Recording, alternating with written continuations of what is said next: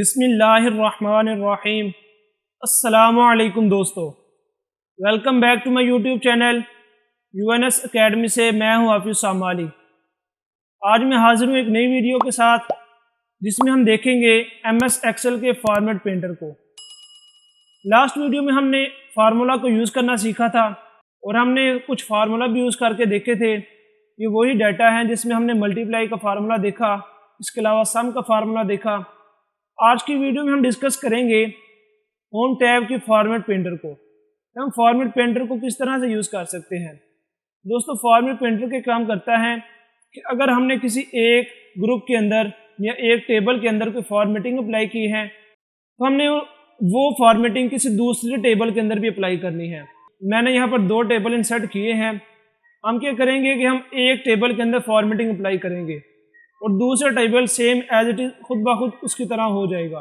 हमें उसके लिए बार बार फॉर्मेटिंग अप्लाई करनी नहीं पड़ेगी। तो उसके लिए हम सबसे पहले इसके ऊपर फॉर्मेटिंग अप्लाई करते हैं। फॉर्मेटिंग अप्लाई करने के लिए सबसे पहले हम इसका साइज़ बड़ा कर लेते हैं।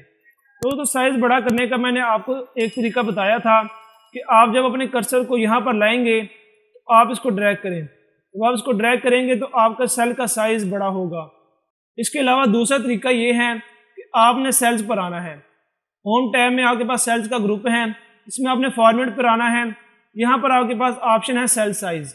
आप यहाँ से रो हाइट ज़्यादा कर सकते हैं, यहाँ से आप कॉलम विड्थ ज़्यादा कर सकते हैं। मैं यहाँ से कॉलम विड्थ पे क्लिक करता हूँ और यहाँ से आप जो भी जिस तरह भी साइज़ आप ज़्यादा करना चाहें, जो भी साइज़ आप एंटर करना चाहें वो आप यहाँ पर साइज़ एंटर करें। मैंने 15 ऐड किया, देन मैंने ओके पे क्लिक किया तो ये हमारा सेल का साइज़ ठीक है। इसके बाद मैं इसकी जो विड्थ है वो मैं थोड़ी ज़्यादा करता हूँ। मैं रो विड्थ पे क्लिक करूँगा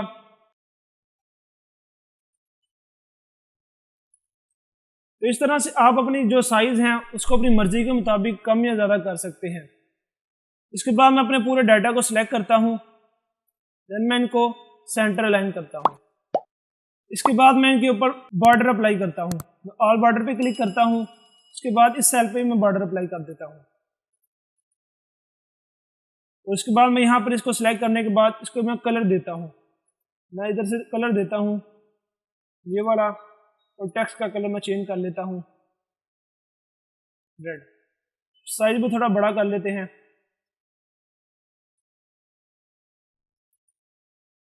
तो बोल्ड कर लेते हैं। तो आप देखिए कि मैंने ये जो इसके ऊपर फॉर्मेटिंग थी, ये फॉर्मेटिंग मैंने ऑलमोस्ट 12 to 15 स्टेप में कंप्लीट की।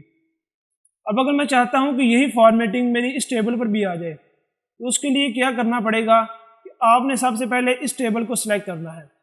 टेबल को सिलेक्ट करने के बाद आपने एक मरतबा फॉर्मेट पेंटर पे क्लिक करना है। फॉर्मेट पेंटर पे क्लिक करने के बाद आपने जिस टेबल के ऊपर ये फॉर्मेटिंग अप्लाई करनी है उस टेबल को सिलेक्ट करना है।